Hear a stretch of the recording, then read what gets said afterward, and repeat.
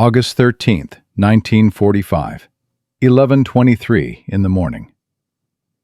First Lieutenant Oscar Perdomo pressed the trigger and watched 8 streams of fire pour from his P-47 Thunderbolt into a Japanese fighter 800 yards away. The Ki-84 shuddered, belched black smoke, and began spiraling toward the Korean countryside 8,000 feet below. He did not watch it fall. He was already shifting his gun sight to the second aircraft, then the third, then the fourth.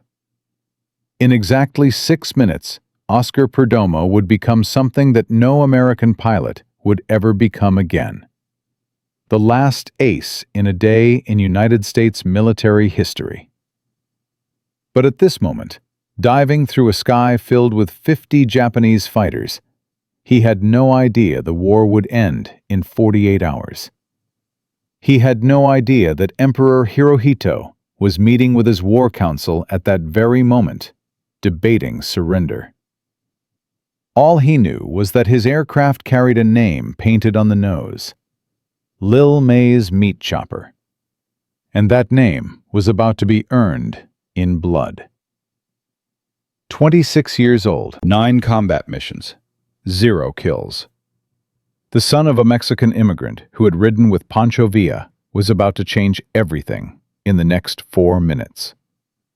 But to understand how Oscar Perdomo found himself diving toward 5 enemy fighters with 3,000 rounds of ammunition and nothing to lose, we need to go back. Back to a war that had already killed millions. Back to an island 4 miles northwest of Okinawa. Back to 6 weeks of frustration, empty skies, and pilots who joked that the Japanese had simply run out of planes. The Pacific War in the summer of 1945 was supposed to last another year. Military planners on both sides had accepted this reality with grim certainty.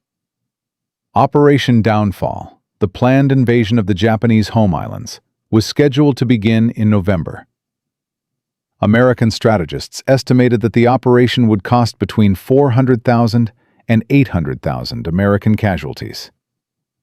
Japanese estimates were even more horrifying. They expected to lose millions of civilians defending their homeland, street by street, village by village, until nothing remained but ashes and bones.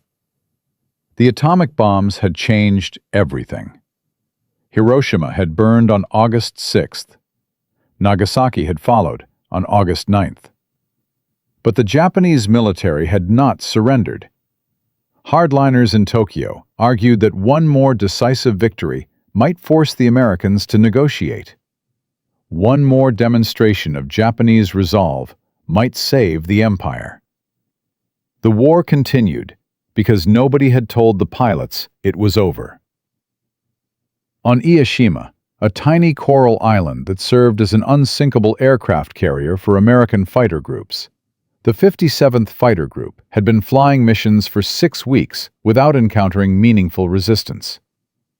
They had escorted B-29 superfortresses on bombing runs over Japan. They had strafed airfields and harbor facilities. They had burned thousands of gallons of aviation fuel on missions that felt more like training exercises than combat operations. The Japanese were hoarding their aircraft.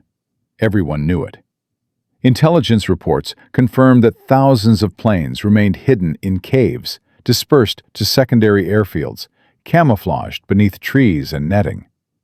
The enemy was saving everything for the invasion, preparing for a final apocalyptic battle that would decide the fate of the Pacific.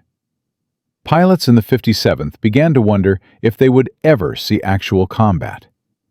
They had trained for years, crossed an ocean, and stationed themselves within striking distance of the enemy homeland.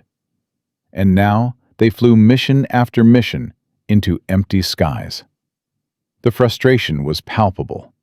Men who had volunteered to fight found themselves delivering bombs to targets that never shot back. The Japanese seemed to have vanished from the air entirely. August 13th proved them catastrophically wrong. Mission 507-35, launched 53 P-47N Thunderbolts at dawn. 15 turned back with mechanical problems or navigation errors. The remaining 38 droned northwest across the East China Sea, crossed the Korean coastline, and were approaching Keijo when radar operators reported contacts. Lots of contacts. The Japanese 22nd and 85th Sentais had scrambled everything they had.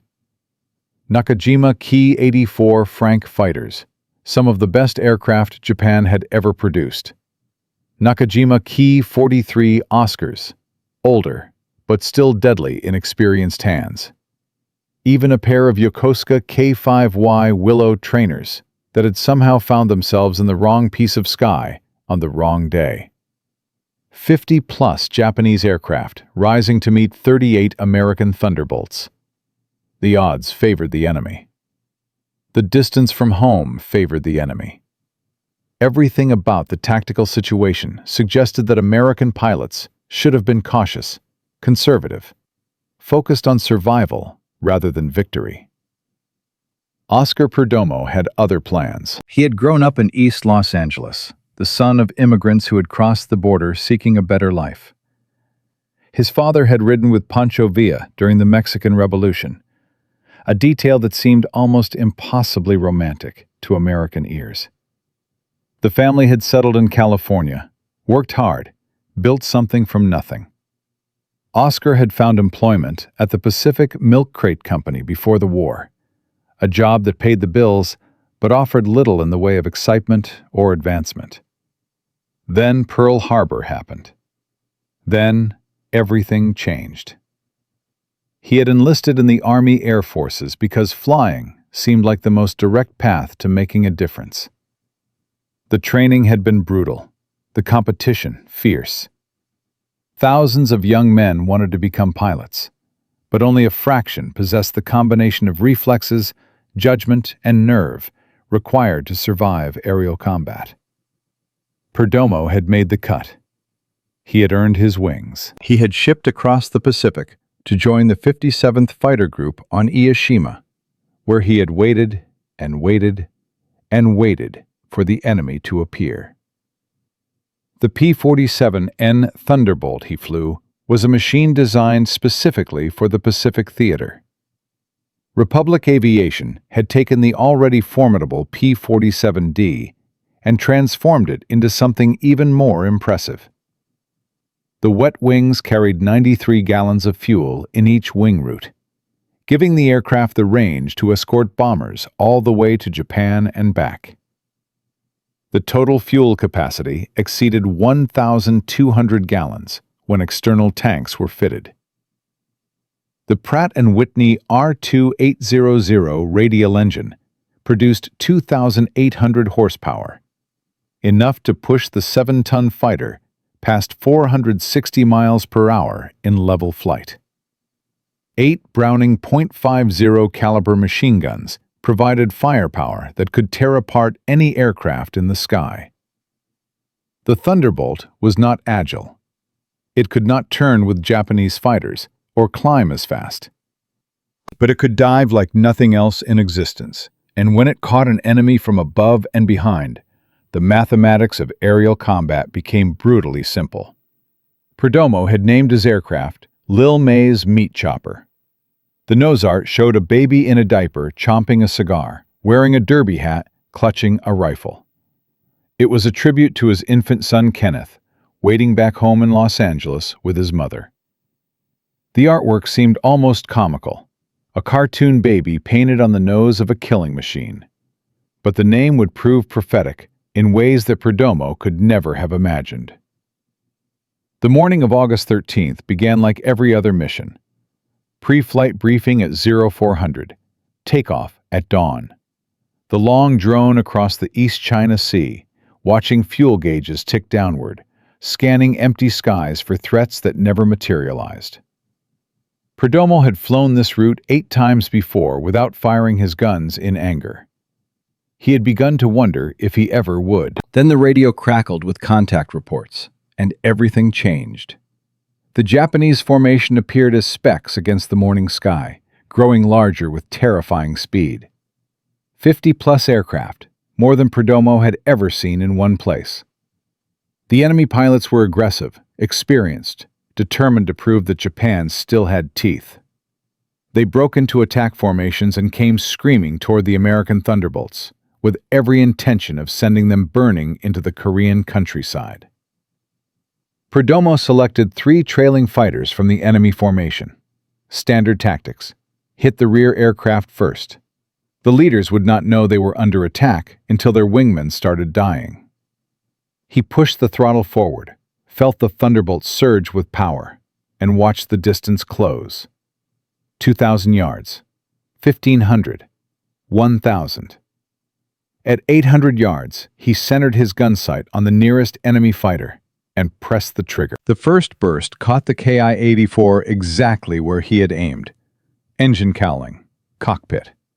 The Japanese fighter shuddered under the impact of .50 caliber rounds, each bullet carrying enough energy to punch through armor plate. Black smoke erupted from the engine.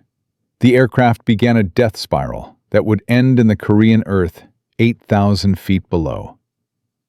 Perdomo was already shifting to his second target. 9 missions without a kill. 6 weeks of frustration and empty skies. Now the enemy had appeared, and Oscar Perdomo discovered something about himself that would change military history forever. He was devastatingly good at this. The Ki-84 Frank was Japan's finest fighter in August 1945. Faster than the legendary Zero, better armed, capable of climbing with American aircraft that had dominated the Pacific for 2 years. Japanese pilots called it the Gale, and Allied intelligence had classified it as one of the few enemy fighters that could challenge American air superiority on equal terms. None of that mattered when 8.50 caliber machine guns found their mark. His second target tried to break right. Too slow. The P-47N could not turn with a Japanese fighter, could not match its climb rate, but it could pour destruction into any aircraft unfortunate enough to be caught in its gun sight. Perdomo watched tracers reach across the sky and converge on the enemy aircraft. Hits sparkled along the fuselage. A section of wing separated. Part of the tail assembly tumbled away. Then flames erupted from the fuel tanks, and the fighter became a fireball, tumbling toward oblivion. 2 kills in less than 60 seconds. The third Japanese pilot had seen enough. He rolled inverted and dove for the deck, accelerating away from the American who had just destroyed his squadron mates. Perdomo let him go. Pursuing a single fleeing enemy meant losing sight of the larger battle. He needed to find more targets. He needed to keep fighting. The meat chopper was just getting started. He pulled the Thunderbolt into a climbing turn, scanning the chaos that surrounded him. Aircraft twisted and dove in every direction. Smoke trails marked the paths of damaged machines. At least 3 parachutes drifted below, though Perdomo could not tell whether they carried American or Japanese pilots. The morning sun made identification difficult, but silhouettes told the story. Enemy aircraft were everywhere. Then he spotted movement at 800 feet. 2 aircraft flying in close formation, heading northeast. Biplanes. Canvas-covered relics from another era.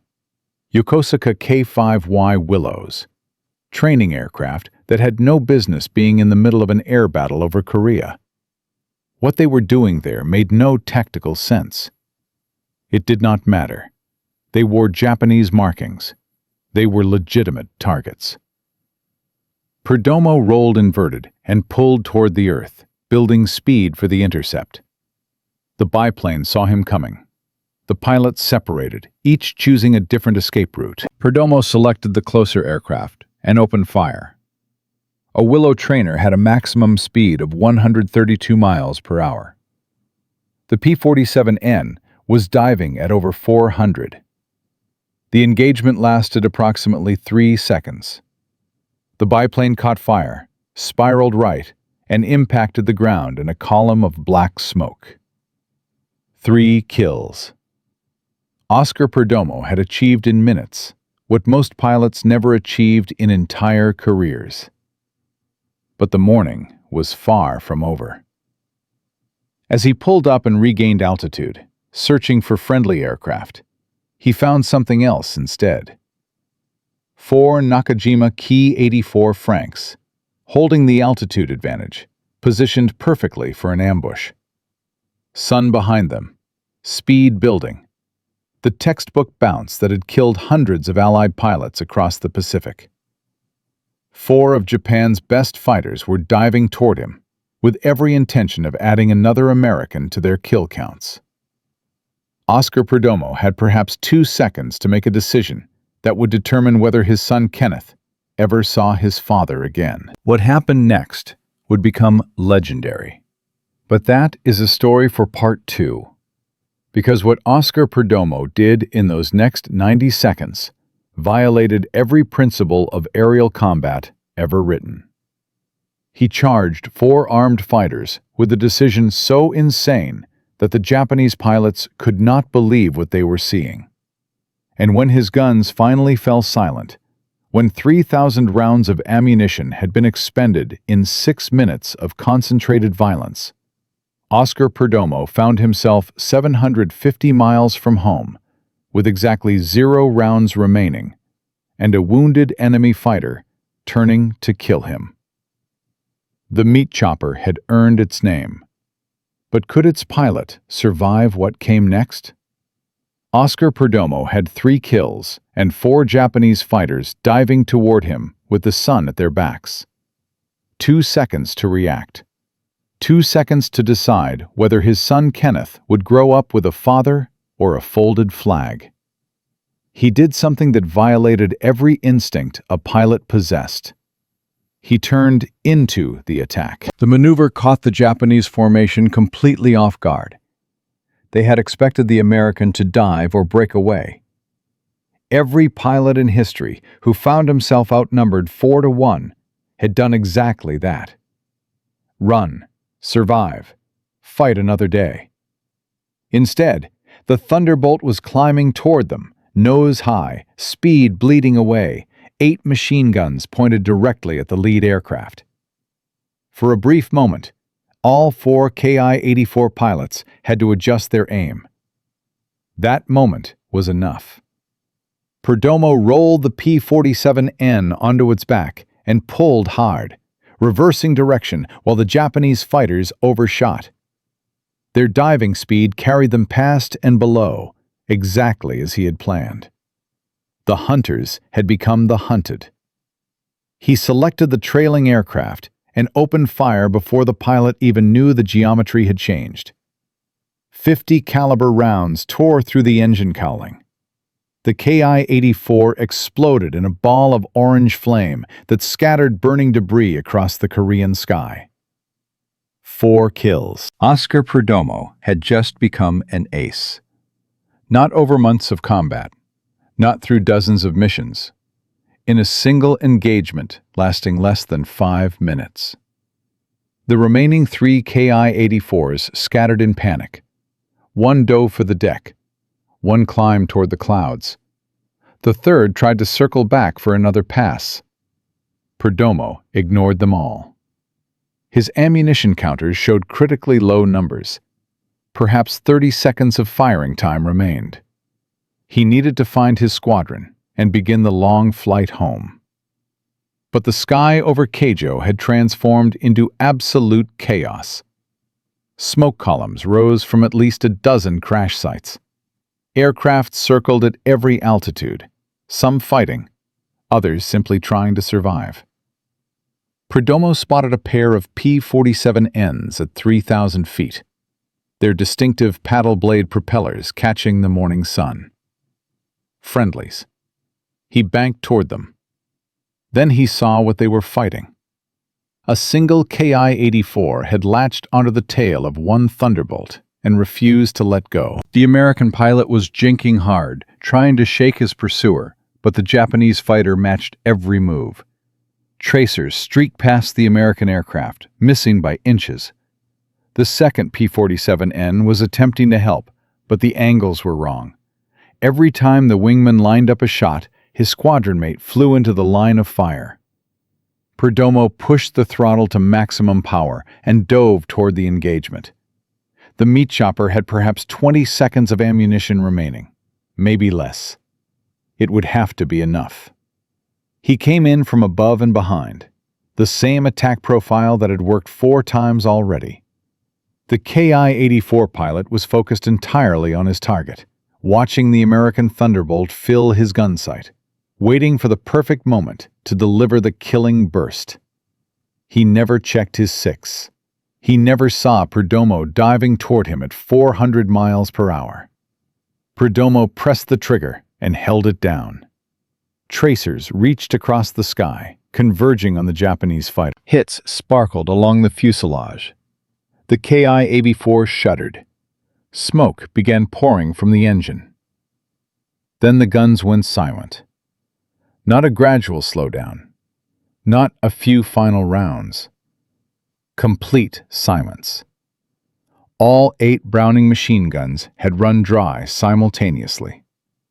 3,000 rounds of 50 caliber ammunition, enough firepower to destroy a small building, had been expended in less than 6 minutes of combat. The Ki-84 was damaged but still flying. Smoke trailed from its engine, but the aircraft remained under control. The Japanese pilot, suddenly realizing he was under attack from a new direction, broke off his pursuit of the American Thunderbolt and turned toward Perdomo. Oscar Perdomo was now 750 miles from home, alone in hostile airspace, with a wounded enemy fighter turning to kill him and exactly 0 rounds of ammunition remaining.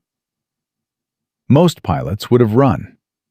The mathematics demanded it. An unarmed fighter against a damaged but still dangerous enemy represented a calculation with only one rational answer. Dive for the deck. Use the Thunderbolt's superior speed. Put as much distance as possible between yourself and the threat. Return to base. Live to fight another day. Oscar Perdomo did not run. The Ki-84 completed its turn and pointed its nose at the American Thunderbolt. The Japanese pilot could see the distinctive checkered cowling of the 57th Fighter Group. He could not know that the aircraft in front of him had expended every round of ammunition. From his perspective, this was simply another American who needed killing. Perdomo watched the enemy fighter stabilize and begin its attack run. Smoke still poured from the damaged engine, but the aircraft was flying. The Japanese pilot had guns. Perdomo did not. The next 60 seconds would be determined entirely by skill, nerve, and the willingness to die. He turned toward the Ki-84. The maneuver made no tactical sense. An unarmed aircraft charging an armed enemy violated every principle of aerial combat ever written. But Perdomo understood something that mathematics could not capture. The Japanese pilot did not know the Thunderbolt's guns were empty. All he could see was an American fighter coming straight at him, nose to nose, at a combined closing speed of nearly 800 miles per hour. Aerial chicken. The deadliest game in the sky. The Ki-84 pilot flinched first.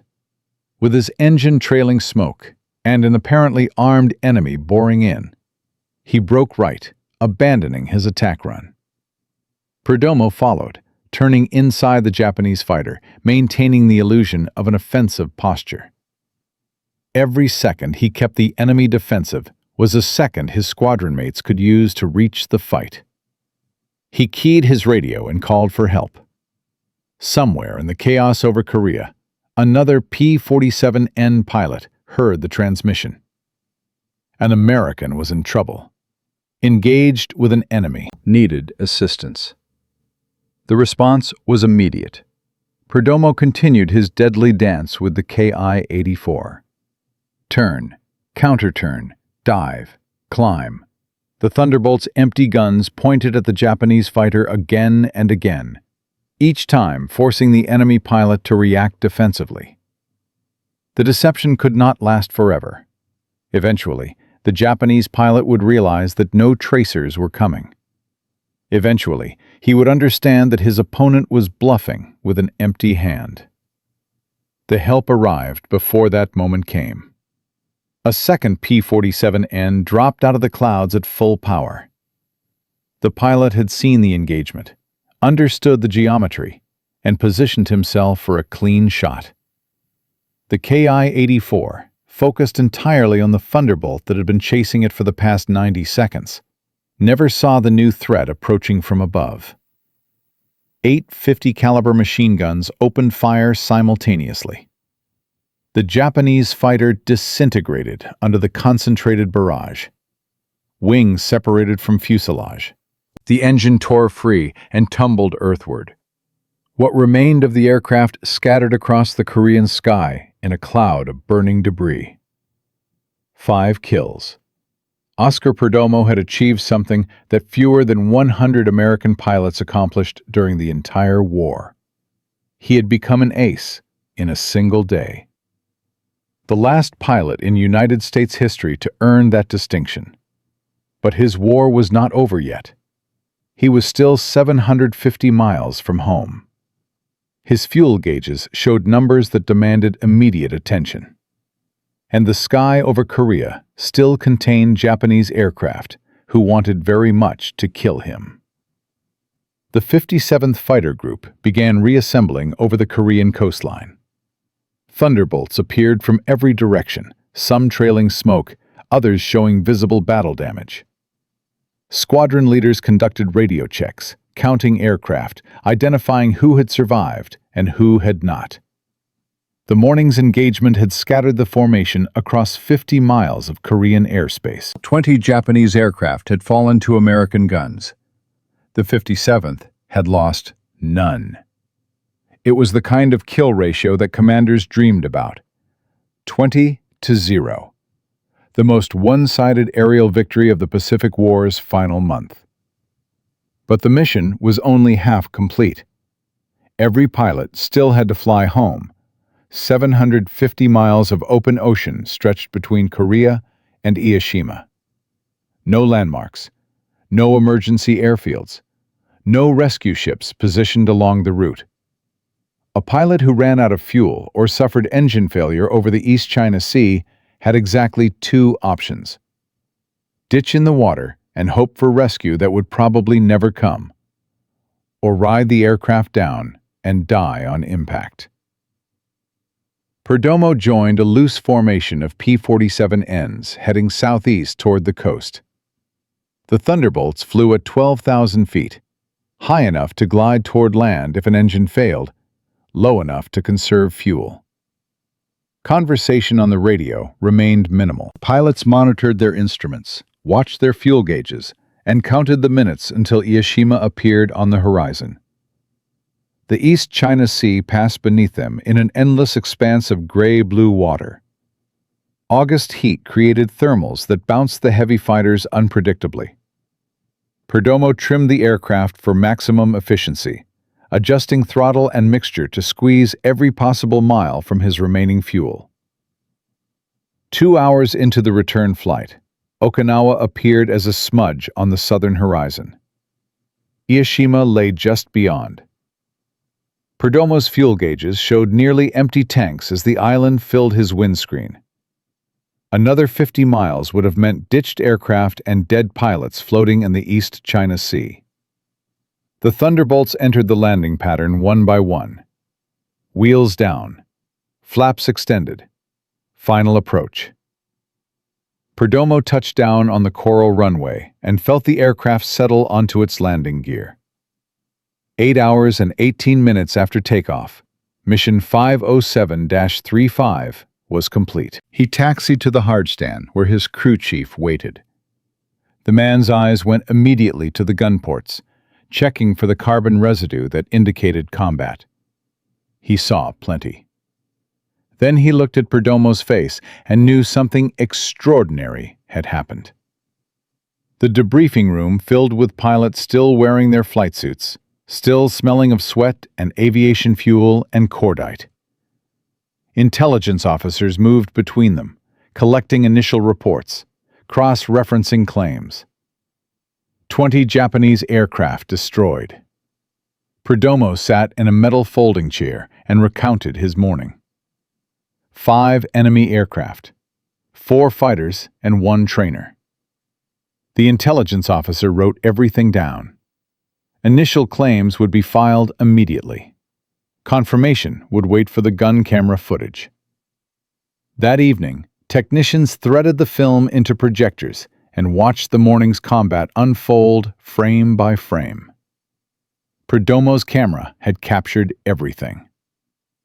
The first Ki-84 taking hits, the second fighter disintegrating, the Willow trainer burning against the Korean landscape, the 4th kill, and the 5th, the damaged Ki-84 that Perdomo had attacked, chased and harassed until his squadron mate could deliver the killing blow.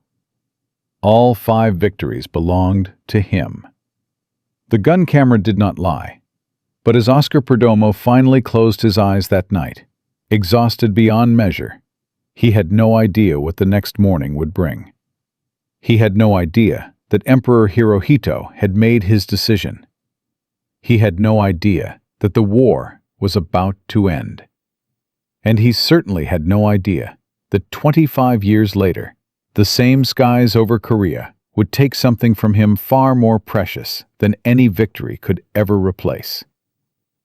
The meat chopper had earned its name, but fate was not finished with Oscar Perdomo. Not by a long shot. The next morning, August 14, 1945, Oscar Perdomo woke to the same routine that had governed his life for 6 weeks. Pre-flight briefing, mission planning, aircraft preparation. The 57th Fighter Group was scheduled for another strike into Korea. Intelligence officers had identified new targets. Crew chiefs loaded ammunition into gun bays. Pilots checked their aircraft and waited for the order to launch. The order never came. At 1200 hours local time, the radio crackled with news that changed everything. Emperor Hirohito had addressed his nation for the first time in history. His voice, broadcast over Japanese radio, announced what military hardliners had fought desperately to prevent. Japan would accept the terms of the Potsdam Declaration. Japan would surrender. The war that had killed 60 million people was finally over. Pilots on Yashima stood in silence as the announcement spread across the airfield. Some men cheered. Others wept. A few simply stared at the sky they would never have to fight in again. Oscar Perdomo looked at his P-47 Thunderbolt, the meat chopper sitting on its hardstand with fresh ammunition loaded in its guns. 24 hours earlier, he had expended every round in 6 minutes of concentrated violence. Now those guns would never fire in anger again. He had become an ace on almost the final day it was possible to become one. The timing seemed almost impossible to comprehend. 1 day later, and there would have been no enemy aircraft to fight. 1 day earlier, and some other pilot might have encountered that Japanese formation over Korea. The mathematics of fate had aligned perfectly, placing Oscar Perdomo in exactly the right piece of sky at exactly the right moment to write his name into history. The gun camera footage confirmed everything within days. Intelligence officers reviewed the film frame by frame, matching each burst of fire to each enemy aircraft destroyed. 4 Ki-84 Franks and 1 K-5Y Willow trainer. 5 confirmed victories in a single mission. The designation was official. Oscar Perdomo had achieved Ace in a Day status, joining an exclusive group of fewer than 50 American pilots who had accomplished the same feat during the entire war. The paperwork began immediately. Medal recommendations, citation drafts. The bureaucratic machinery of military recognition grinding into motion, even as the bureaucratic machinery of war wound down. Perdomo's commanding officers wrote glowing endorsements. His squadron mates provided witness statements. The evidence was overwhelming and irrefutable. 2 days after the surrender announcement, Perdomo witnessed something that few American pilots ever saw: Japanese aircraft approaching Ieshima. Not to attack, not to fight, to surrender. Mitsubishi G4M Betty bombers, painted entirely white, their red rising sun insignias replaced with green crosses. They carried the first Japanese representatives to coordinate their nation's capitulation. The same airfield that had launched Perdomo toward his 5 kills now received the enemy delegation. He watched the white-painted bombers touch down on the coral runway. He watched Japanese officers emerge in formal uniforms. He watched the beginning of the end of the war he had fought. The juxtaposition seemed almost impossible to process. 48 hours earlier, he had been killing men who flew aircraft just like these. Now those aircraft carried diplomats instead of bombs. The Distinguished Service Cross arrived with a citation that read like poetry written by bureaucrats. Extraordinary heroism in connection with military operations against an armed enemy. The second highest award for valor the United States Army could bestow, surpassed only by the Medal of Honor. The citation described his actions in precise military language. 5 enemy aircraft destroyed. Aggressive tactics in the face of superior numbers. Willingness to engage armed enemies with empty guns. Oscar Perdomo, the son of Mexican immigrants, the kid from East Los Angeles who had worked at the Pacific Milk Crate Company before the war, now stood among the most decorated pilots in American military history. The Air Medal with Oak Leaf Cluster followed. Then the Presidential Unit Citation for the entire 57th Fighter Group. Recognition upon recognition, each one adding weight to a morning of violence that had lasted less than 10 minutes. The 57th remained on Ieshima through the fall of 1945. Occupation duties replaced combat missions. Pilots flew patrols over a defeated Japan, watching for resistance that never materialized. The enemy had surrendered completely. The invasion that military planners had grimly accepted would cost millions of lives never happened. The atomic bombs had ended the war, but men like Oscar Perdomo had been prepared to fight until the very last day. In January 1946, the group transferred to Okinawa. 4 months later, it was deactivated entirely. The war was over. The warriors went home. Oscar Perdomo's combat career had ended, but his flying career was just beginning. He remained in the Army Air Forces after demobilization, one of the few wartime pilots retained for peacetime service. The military needed experienced aviators, men who had proven themselves in combat, men who could train the next generation of pilots for wars that had not yet begun. Perdomo qualified on every count. His 5 kills, his Distinguished Service Cross, his willingness to charge armed enemies with empty guns. The brass wanted him to stay. In 1947, the United States Air Force became an independent branch of the military, separating from the Army for the first time in American history. Perdomo transferred to the new service and continued flying. The aircraft changed.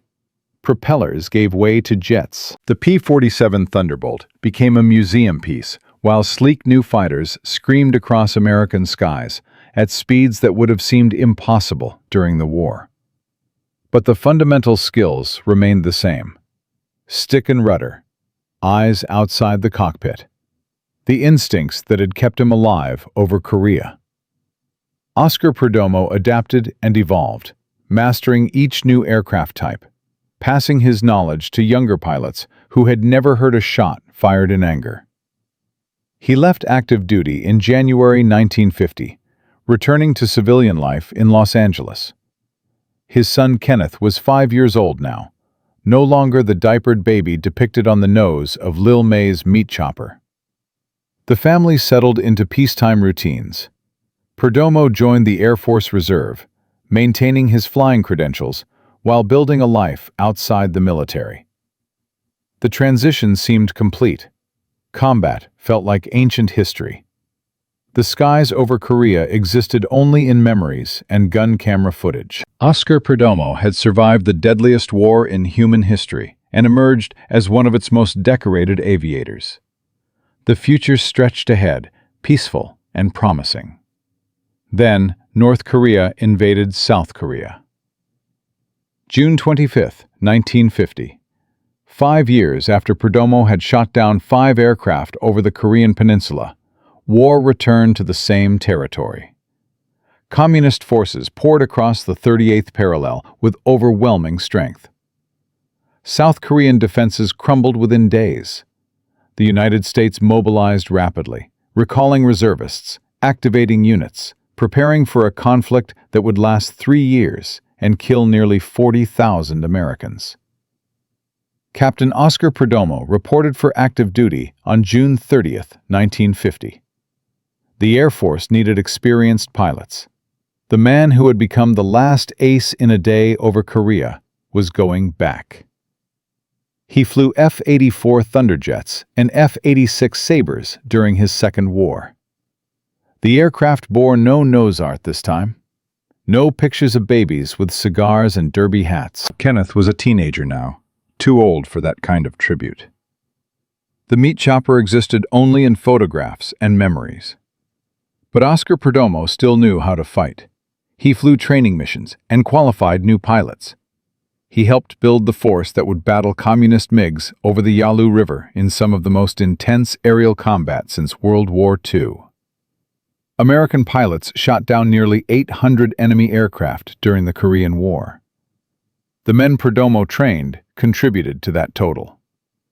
His experience, passed down through countless hours of instruction, saved lives that would never know his name.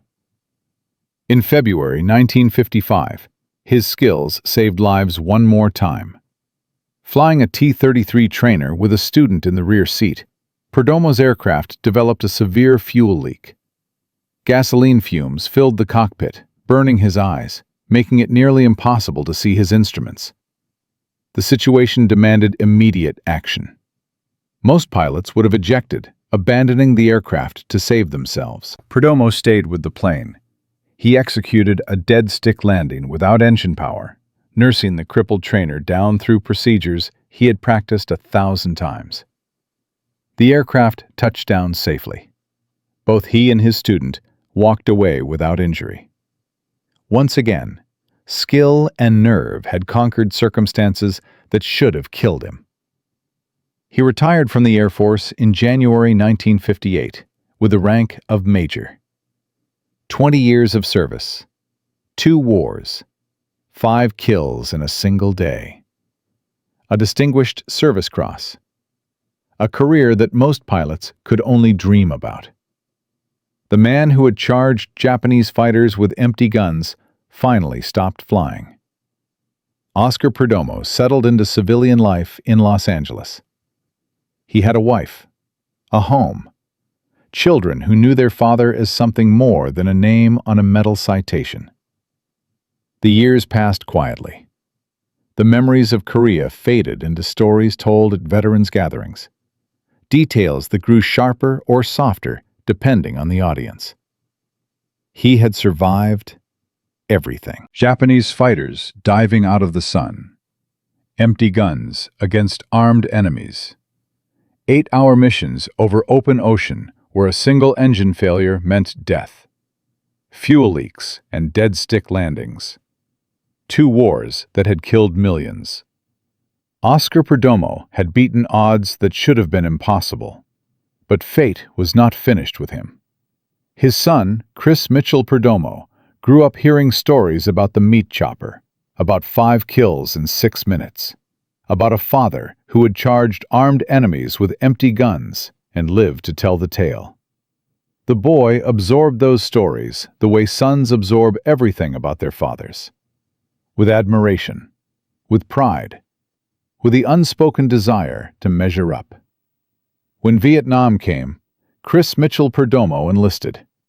He became a door gunner on a UH-1 Iroquois helicopter, the iconic Huey that would come to symbolize an entire war. The same boy whose infant face had decorated the nose of a P-47 Thunderbolt now flew into combat, just as his father had done 25 years earlier. Oscar Perdomo understood what his son faced. He understood the fear and the chaos and the desperate mathematics of survival. He understood that combat reduced everything to simple questions. Will I live? Will I die? Will I see my family again? He prayed that his son would find the same answers he had found over Korea. But Vietnam was not Korea, and 1970 was not 1945. On May 5, 1970, Chris Mitchell Perdomo's helicopter crashed and exploded 5 miles southwest of Phu Vinh in South Vietnam. He was one of 3 crew members killed.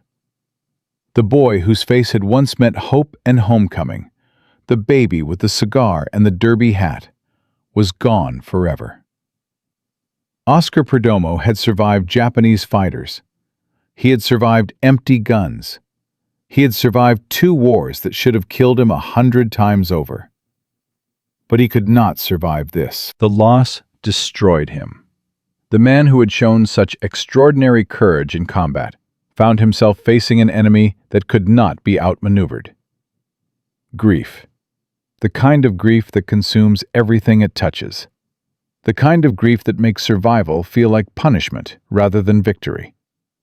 And in that grief, Oscar Perdomo made a choice that would lead him to his own ending.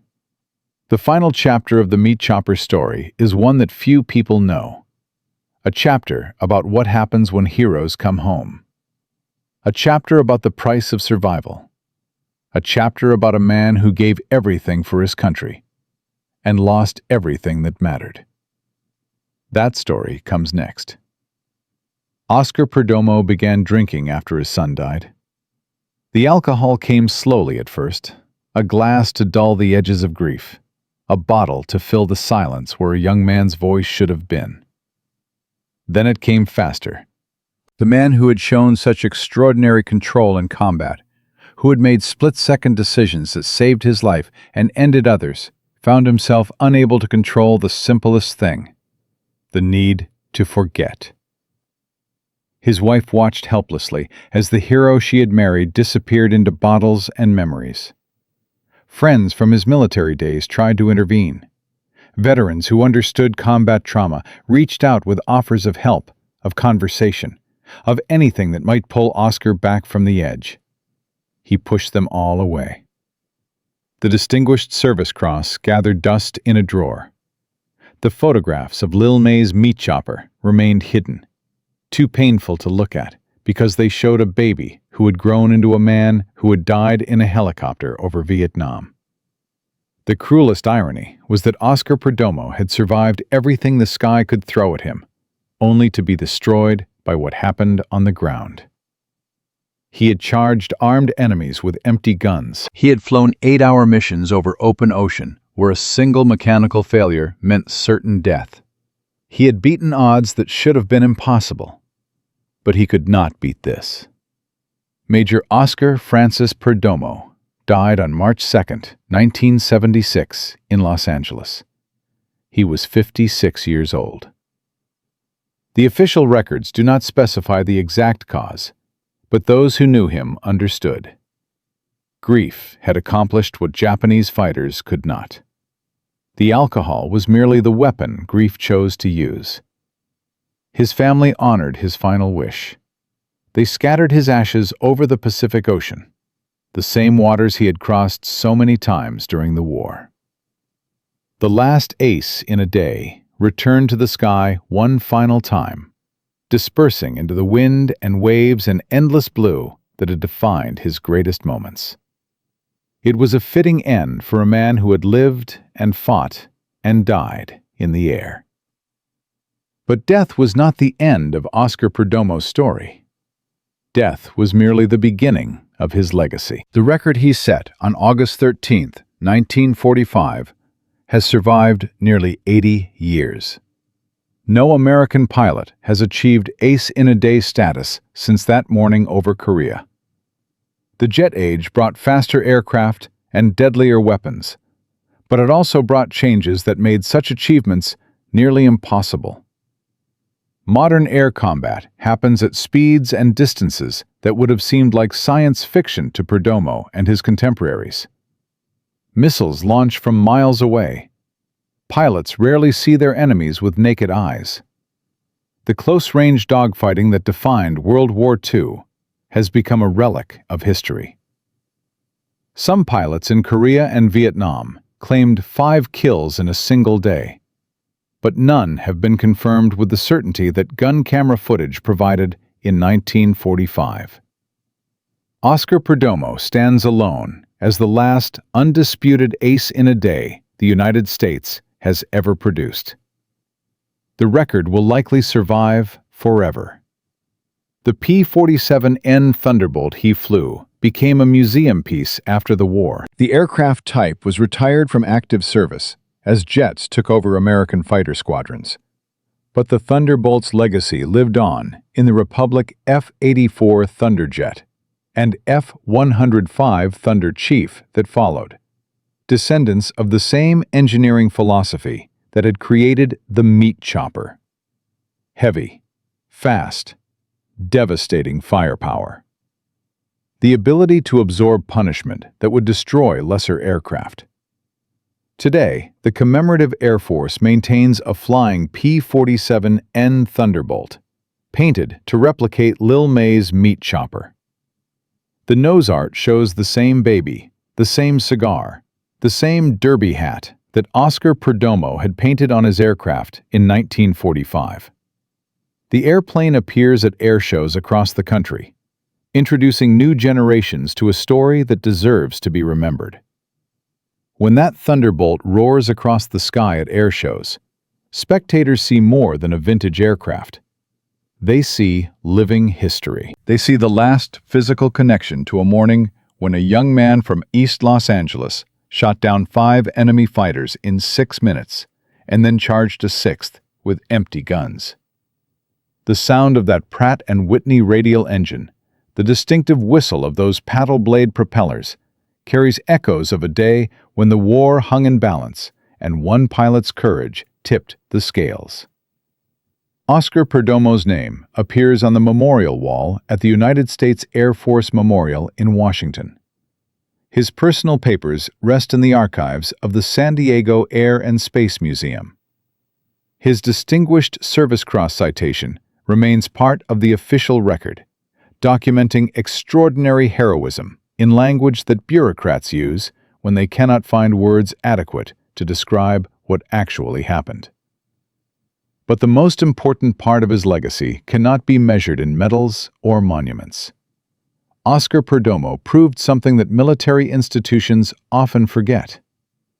Courage is not the absence of fear. Courage is the decision to act despite fear. When he turned toward 4 diving Japanese fighters instead of running, he made a choice that violated every instinct for self-preservation that evolution had programmed into his brain. When he charged an armed enemy with empty guns, he bet his life on a bluff that should not have worked. Both times, courage won. The lessons of his story extend far beyond military aviation. In every field of human endeavor, there are moments when the safe choice and the right choice point in opposite directions. Moments when running away makes perfect logical sense, but something deeper demands that we stand and fight. Oscar Perdomo faced those moments at 400 miles per hour, with enemy tracers reaching toward his cockpit. Most of us face them in offices and boardrooms and hospital corridors. The principle remains the same. Sometimes the only way forward is through. His story also teaches us about the cost of courage. Oscar Perdomo survived the war, but he did not survive intact. The same qualities that made him extraordinary in combat, the willingness to risk everything, the refusal to accept defeat, the absolute commitment to the mission, could not protect him from the ordinary tragedies of human existence. He could outfly Japanese fighters, but he could not outfly grief. This is the part of war stories that Hollywood rarely shows. The medals and the glory and the triumphant homecomings make for better cinema than the long, slow decline of men who gave everything and came home to find that everything was not enough. Oscar Perdomo deserved better than he got. His son deserved to come home from Vietnam. Neither of them received what they deserved. There is one final detail that most people do not know.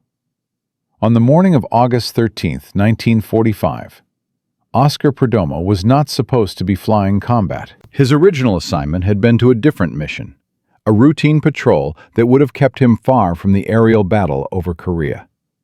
A last-minute change in the flight schedule put him in the cockpit of Lil May's meat chopper at exactly the moment when 50 Japanese fighters rose to meet 38 American Thunderbolts. If that schedule had not changed, someone else would have encountered those enemy aircraft. Someone else might have become the last ace in a day. Or perhaps no one would have. The Japanese formation might have scattered before any American pilot could claim 5 kills. The record that has survived nearly 80 years might never have been set at all. Fate placed Oscar Perdomo in exactly the right piece of sky at exactly the right moment. What he did with that moment was entirely his own choice. The same fate that gave him glory took everything else. His son, his health, his will to live. The mathematics of destiny balance the scales in ways that seem almost cruel in retrospect. 5 enemy fighters destroyed in 6 minutes of concentrated violence. 1 son destroyed in a helicopter crash over Vietnam. The numbers do not balance. They never will. But here is what matters. On the morning of August 13, 1945, a 26-year-old pilot from East Los Angeles, with 9 missions and 0 kills, faced a choice that most of us will never face. 4 enemy fighters diving toward him with the sun at their backs. 2 seconds to decide. Run or fight. Live safely or risk everything. He chose to fight. When his guns ran dry and a wounded enemy turned to kill him, he faced another choice: dive away and survive, or charge forward with nothing but nerve and bluff. Every rational calculation demanded retreat. Every instinct screamed for self-preservation. He charged anyway. Oscar Perdomo was not a perfect man. He was not a perfect father or husband or veteran. The end of his story carries none of the glory that the beginning promised. But for 6 minutes over Korea, he was exactly the man that moment required. Brave beyond reason, skilled beyond expectation, willing to bet his life on decisions that should not have worked. The meat chopper earned its name that morning, and Oscar Perdomo earned his place in history. If this story moved you, take a moment to hit that like button. Every single like tells YouTube to share these forgotten stories with more people who need to hear them. Subscribe and turn on notifications. We rescue stories like this from dusty archives every single week. Stories about ordinary people who did extraordinary things. Stories about the price of courage and the cost of victory. Drop a comment and tell us where you are watching from. Tell us if someone in your family served. Tell us if you had ever heard of Oscar Perdomo before today. Our community stretches across the entire world, bound together by respect for those who gave everything. Oscar Perdomo flew his final mission on August 13, 1945. He became the last ace in a day in American history. He charged armed enemies with empty guns and won. He came home to a son who would grow up to die in another war. He found peace at the bottom of a bottle and rest in the waters of the Pacific Ocean.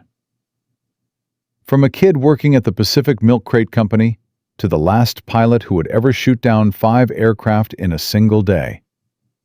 From a baby's face painted on a fighter plane to ashes scattered over the sea. From 6 minutes of violence to 80 years of legacy. That is the story of Oscar Perdomo. That is the story of the meat chopper. And that is why some stories deserve to be remembered forever.